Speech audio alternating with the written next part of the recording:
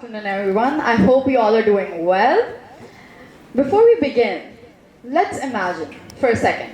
Let's imagine a world where every person of every ability stands on the same ground. A world where biases are relics of the past and discrimination has no place. Can you picture a society that is vibrant in its diversity, that is unyielding in its inclusivity, that is steadfast in its equity? Well, what if I were to tell you that this dream can become our reality? Because together we hold the future. We hold the power to shape a future where every person's abilities can be celebrated and they can shine through as a beacon of hope and progress. My journey towards inclusion began last over a year ago when I started my A-levels at BCP Gulberg and was introduced to Special Olympics Pakistan. Now, for those of you who don't know, Special Olympics Pakistan is the world's largest non-profit organization that is sports-oriented, that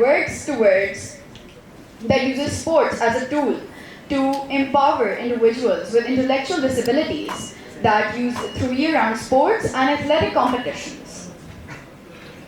How many of you agree with me when I say that leadership is not just about checking a box? It's not just about getting the work done or having the right skills.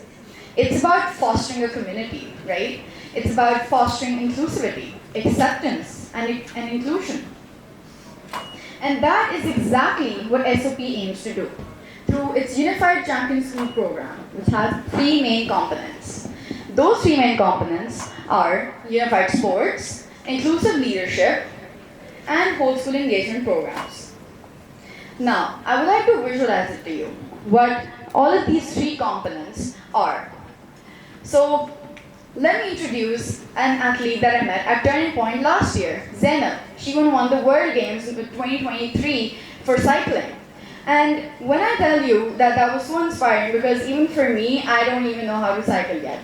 But to see individuals with intellectual disabilities take part in sports and play inclusively alongside individuals without intellectual disabilities, that is so inspiring to see. But coming back to the point, that is an example of unified sports activities. Now, fortunately enough, I'm a youth leader myself.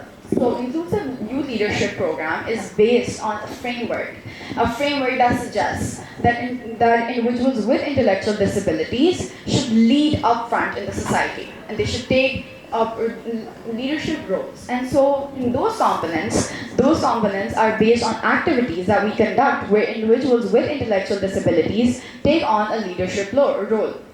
Same goes for whole school engagement programs, where we gather masses of students together to create an environment of friendship and connection with individuals with and without intellectual disabilities. Take a moment and look at the screen. What do you see? Here are four frameworks, four structures of educational and society that our society is molded of. Number one, you see exclusion and segregation.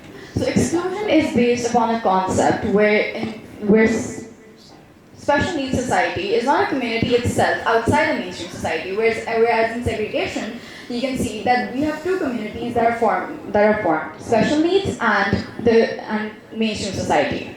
However, when you say integration and inclusion, they seem pretty similar, right? But in integration is when special needs students are accepted or are already accepted in the society but are not accepted for who they are. Whereas inclusion is about acceptance and inclusion of the special needs students as special need individuals for who they are. Now, for me, and I'm sure for most people in this room, we've studied in segregated education systems. We've studied in systems where special needs students have completely been separated from mainstream society. And so that has resulted in a segregated society where we stand divided from unconscious biases and invisible barriers that have been created. The first activity that I conducted was Special Olympics Pakistan, and I met this athlete, Zainab, the 6-year-old little girl. And let me expose myself a little over here. I'm a shy person when it comes to expressing my emotions. So when I went in, I was one of the quiet kids in the room. I would not prefer taking the leadership role. I would prefer to be led by someone through these activities. But after I collaborated with a couple of schools, namely Turning Point and Roshan Pakistan and Phila Foundation, I met all of the students, and all of them were so nurturing and so loving in a way that it all melted away the embarrassment and the fear of doing something that's unknown to me, something that is so out of my comfort zone. And that is so profound about inclusive spaces. They help you embrace your emotions, and they help you embrace your emotions and honor your sensitivity, because they approach human emotions from a place of understanding and acceptance rather than judgment and rejection. So leadership is not just about checking a box. It's not just about having the right skills and getting the work done. It's about fostering communication. It's about fostering a community. It's about doing something together and taking pride in it. And so that is something that I've learned while working for Special Olympics Pakistan. Now, I'm sure you have all of them. I'm sure you have this question in your mind. How do we, on an individual level, incorporate inclusivity in our own schools? Well, let me tell you this. It does not have to be big or grand. It starts small and it has to be meaningful. You can start by individual activities being carried out in your own schools. But the main thing is you have to be the change. You need to embody the change that you want to see in the society. With that, I leave you with this. Think about it. When the special needs community is stepping forward to take a step forward to inclusivity by taking part in leadership roles, don't you think we should be twice as enthusiastic and twice as taking step forwards to inclusion?